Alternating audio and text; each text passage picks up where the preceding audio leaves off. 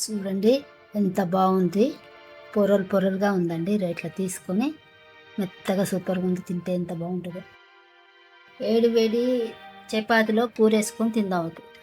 ఎంత మెత్తగా ఉంది చూడండి. అబ్బా భలే టేస్ట్ ఉందమ్మా. ఇప్పుడు పొట్టు తీసుకుందామండి.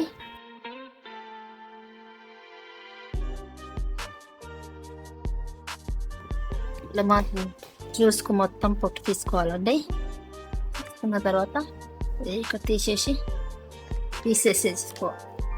ఇప్పుడు ముక్కలు పీస్ చేసుకుందామండి. ఇలా తీసేసి మొత్తం ఇలా పీసెస్ చేసుకోవాలి.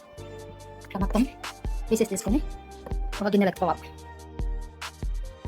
ఇప్పుడు ఈ ముక్కలు ఇందులో వేసుకొని జ్యూస్ పట్టుకోవాలి. జ్యూస్ పట్టుకుందాం పదండి. ఇట్లా జ్యూస్ పట్టుకొని వడబోసుకోవాలి. జ్యూస్ కోసం ఇట్లా వడబోసుకోవాలి. ఒక కప్పు పిండి తీసుకోవాలి.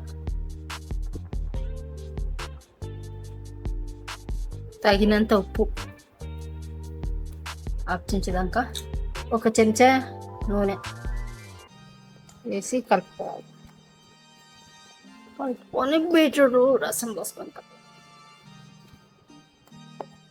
బీట్రూట్ రసం కాకుండా దీని పిప్పి కూడా కొంచెం వేసుకొని కలుపుకొని చపాతీ చేసుకోవాలండి.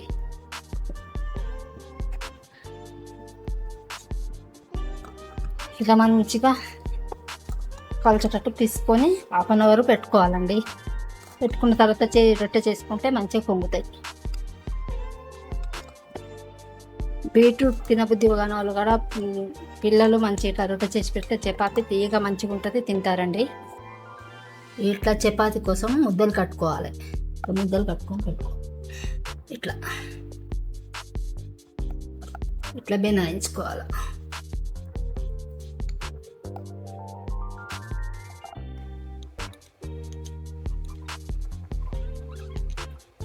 ఇలా చేసుకోవాలంట. ఇలానే బెనాయిస్తున్నాం.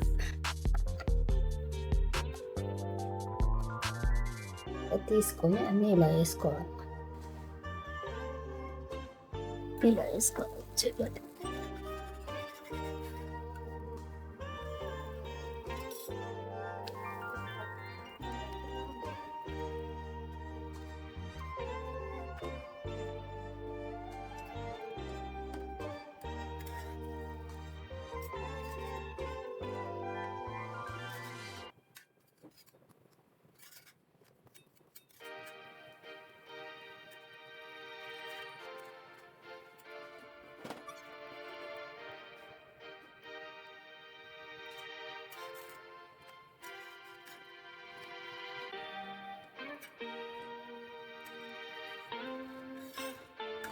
రొట్టెలు చేసుకోవడం అయిపోయింది.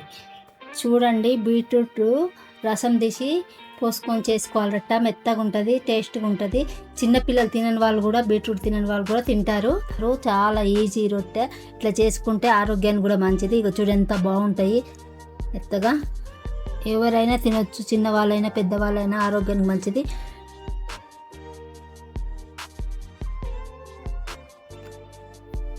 వేడి వేడి చపాతీలో పూరేసుకొని తిందాం.